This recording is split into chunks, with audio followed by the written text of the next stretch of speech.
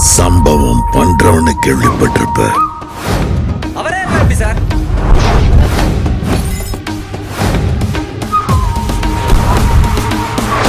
வேற சொல்றா இருமா, குட்டிய ஒரு கதை சொல்லிட்டு.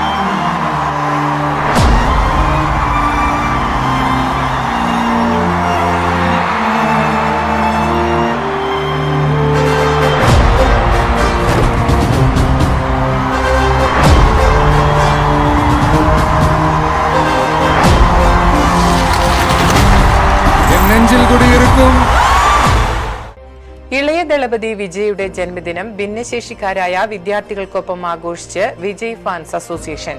വടുവഞ്ചാൽ നവജീവൻ തൊഴിൽ പരിശീലന കേന്ദ്രത്തിലാണ് ആട്ടവും പാട്ടുമായി ഇവർ ഒരുമിച്ചത്.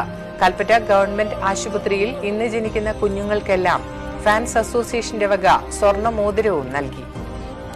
താരാരാധന മൂത്ത് തമ്മിൽ തല്ലുന്നവരും പരസ്പരം പോരടിക്കുന്നവരും വയനാട്ടിലെ വിജയ് ഫാൻസ് ആൻഡ് വെൽഫെയർ അസോസിയേഷന്റെ പ്രവർത്തനങ്ങൾ കാണുക. തങ്ങളുടെ ആരാധനാപാത്രമായ ഇളയ ദളപതി വിജയുടെ 45ാം ജന്മദിനം ആഘോഷിക്കാൻ ഭിന്നശേഷിക്കാരുടെ തൊഴിൽ പഠന കേന്ദ്രമാണ് ഇവർ തിരഞ്ഞെടുത്തത്.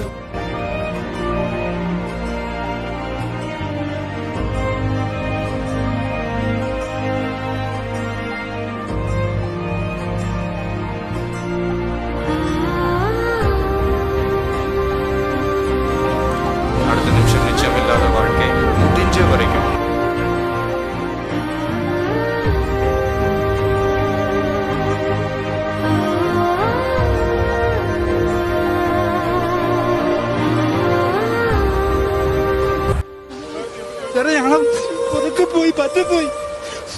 പോയി ഒന്നും ജീവൻ തന്നെ ഉള്ളൂ.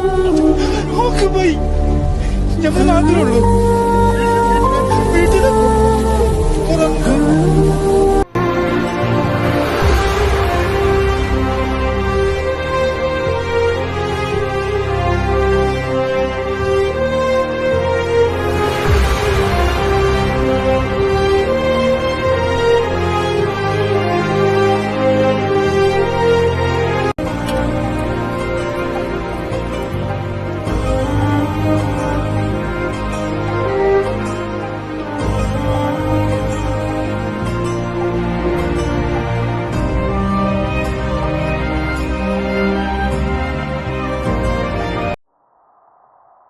சொல்லாமா வேணாமான்னு தெரியல.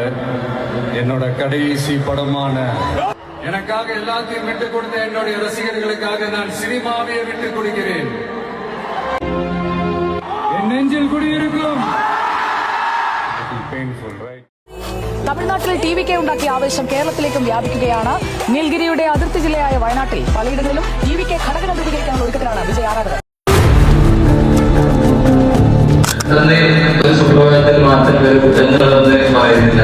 പക്ഷേ ഒരു നാൾ മാറ്റം നമുക്ക് കൊണ്ടുവരാൻ പറ്റും. വിജയ് ഫാൻസ് എന്ന ഒരു ലെവലിലാണ് ചെയ്തുകൊണ്ടിരുന്നത്. ഇതെന്ന് പറയുന്ന ഒരു നെക്സ്റ്റ് സ്റ്റേജ് ആയിട്ട് നമുക്ക് ഇനി അങ്ങോട്ട് എല്ലാവരും ഉൾക്കൊള്ളിച്ചുകൊണ്ട് സ്വാഗതം ചെയ്യാൻ